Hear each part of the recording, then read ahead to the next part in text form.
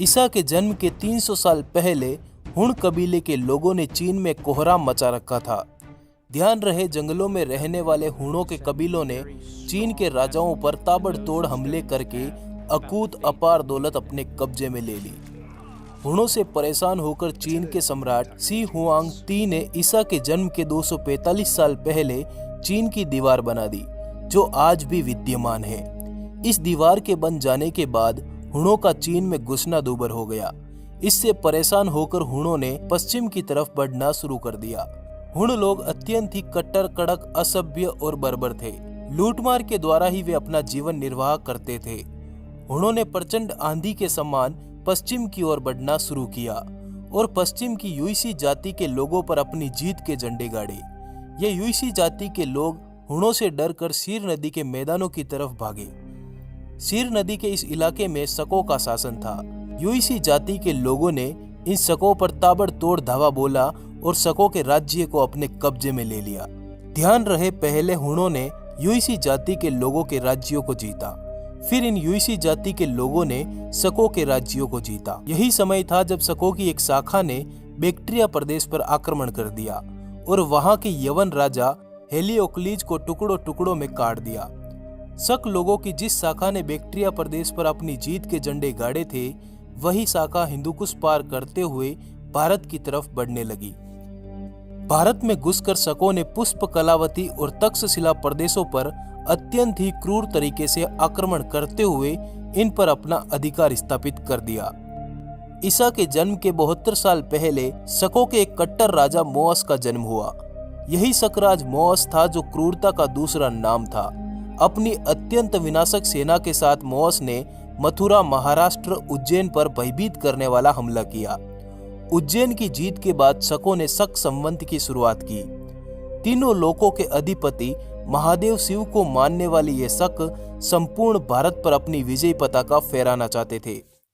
पर शक अनजान थे उस वीर से जो मालव देश में बैठा शकों की नस्लें तबाह करने की कसमें खा रहा था, जो स्वयं वीर, विद्वान, कट्टर बाहुबल के साथ अपनी सेना का निर्माण कर रहा था।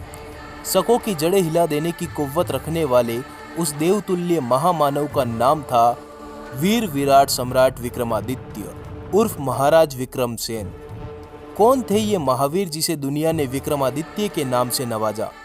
सम्राट विक्रमादित्य आज से 2500 साल पहले राजा सम्राट महेंद्रादित्य के गर्जन। सम्राट ने 100 वर्षों तक लगातार शासन किया। उन्होंने पूरी दुनिया पर अपनी जीत के झंडे बुलंद किए। उस काल में सम्राट के नाम से दुनिया भर के लोग परिचित थे।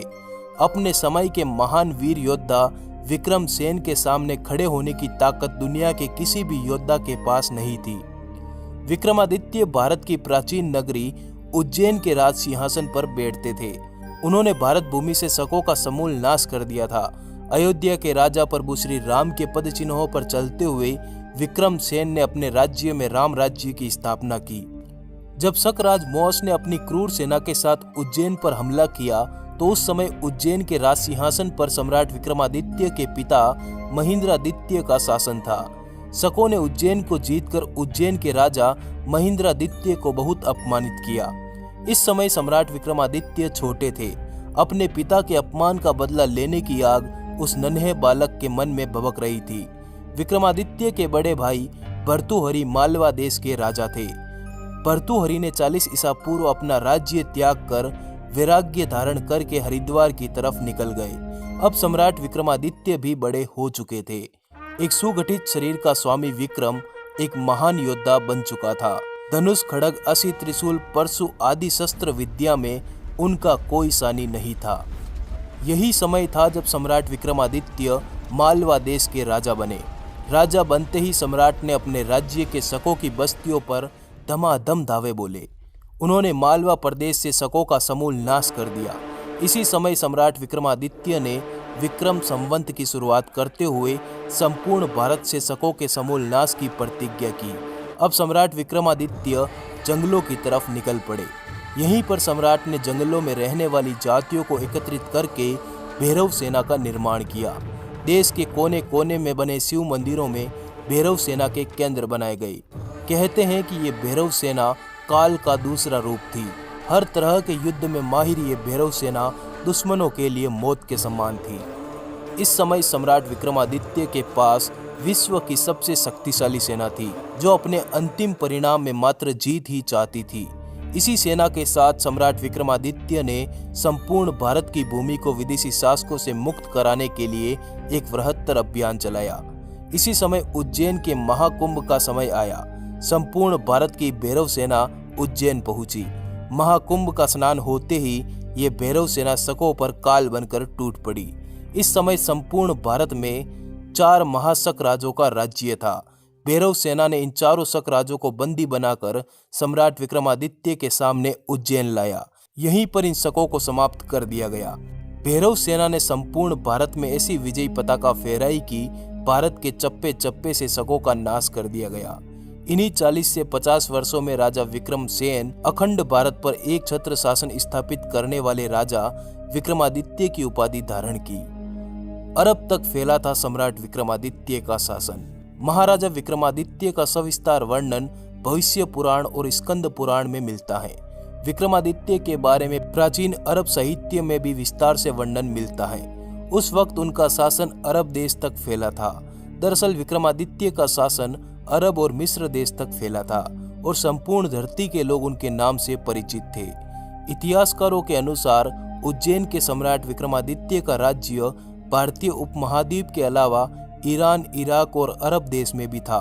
विक्रमादित्य की अरब विजय का वर्णन अरबी कवि जरहाम किंतोई ने अपनी पुस्तक शेर उल ओकुल में किया है। पुराणों और अन्य इतिहास ग्रंथों के अनुसार यह पता चलता है कि अरब और मिस्र देश भी विक्रमादित्य के अधीन थे। तुर्की के इस्तांबुल शहर की प्रसिद्ध लाइब्रेरी मकतब-ए-सुल्तानिया में एक ऐतिहासिक ग्रंथ पढ़ा है, जिसका नाम है शेर उल ओकुल। उसमें राजा विक्रमादित्य से संबंधित एक शिलालेख का उल्लेख है, जिसमें कहा गया है कि वे लोग बड़े ही भाग्यशाली हैं जो उस समय में जन्मे और राजा विक्रम के राज्य में जीवन व्यतीत किया। वह बहुत ही दयालु, उदार और कर्तव्यनिष्ठ शासक था, जो हर एक व्यक्ति के कल्याण के बारे में सोचता था। अपने देश के सूर्य से भी तेज विद्वानों को इस देश में भेजा, ताकि शिक्षा का उजाला इस तरफ भी फैल सके। इन विद्वानों और ज्ञाताओं ने हमें भगवान की उपस्थिति और सत्य के सही मार्ग के बारे में बताकर एक परोपकार किया है। इसी किताब में आगे लिखा है कि जहां विक्रमादित्य की सेना आक्रमण करती थी, वहां शत्रुओं की लाशों के ढेर लग जाते थे और शत्रु दल मैदान छोड़कर भाग जाते थे। रोम के शासक को बंदी बनाकर उज्जैन नगर में घुमाया। ज्योतिर्विद्या भरण नामक ग्रंथ में उल्लेख मिलता है कि रोम देश के शासक जूलियस सीजर को विक्रम संवत 24 को सम्राट विक्रमादित्य ने अपनी जीत के झंडे रोम देश में गाड़े, जहां से रोम देश के राजा सक्रात जूलियस सीजर को बंदी बनाकर उज्जैन नगर लाया गया और संपूर्ण नगर में घुमाया गया। रोम देश में भी इस घटना का बराबर उल्लेख मिलता है। उनका लिखना है कि रोम के समुद्र से आई उस भयानक सेना ने हमारे राजा का अपहरण कर लिया। कलहण की राजतरंगिणी के अनुसार 14वीं ईसा के आसपास कश्मीर में अंध्र युधिष्ठिर वंश के राजा हिरण्य के निसंतान मर जाने पर अराजकता फैल गई, जिसको देखकर वहां के मंत्रियों की सलाह से उज्जैन के राजा विक्रमादित्य ने मात्र गुप्त को कश्मीर का राज्य संभालने के लिए भेजा। नेपाली राजवंशावली के अनुसार नेपाल के राजा अंशुवर्मन के समय उज्जैन के राजा विक्रमादित्य के नेपाल आने का उल्लेख मिलता है। कहां से पढ़े सम्राट विक्रमादित्य का इतिहास? यह हमारे बच्चों का दुर्भाग्य है कि हमारे भारत के इस महान सम्राट के बारे में इतिहास में कोई जानकारी नहीं मिलती, पर हमारे ग्रंथों में सम्राट विक्रमादित्य का बराबर उल्लेख मिलता है। बेताल 25 और सिंहासन 32 की उन महान कथाओं में सम्राट विक्रमादित्य के इतिहास को अच्छे से जाना जा सकता है। डिमांडिंग पंडित का भारत सरकार से अनुरोध है कि जल्द से जल्द इतिहास में हमारे इन महान सम्राट को उच्चतम दर्जा दिया जाए। दोस्तों, इस वीडियो को अधिक से अधिक लाइक जरूर करिएगा ताकि ये वीडियो दूर दूर तक जाए। धन्यवाद, जुड़े रहिए।